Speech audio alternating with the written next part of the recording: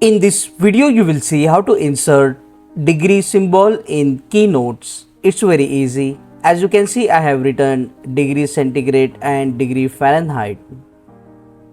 To type the degree symbol, just click on the text button here and a text box will be inserted. Now double click inside the text box and sequentially press Ctrl Command Spacebar at the same time on your Mac keyboard, and then here in the search bar type degree.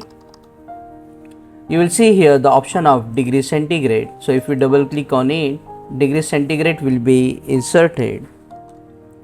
But if you want only degree, you can type degree and just select this symbol of degree and double click on it. So now you can type anything you want next to the degree. In this way you can type degree symbol in Keynotes. Click on that like button, comment below and let me know if this video solved your problem. And don't forget to check out these useful videos if you want to learn Keynote quickly. See you again in the next one.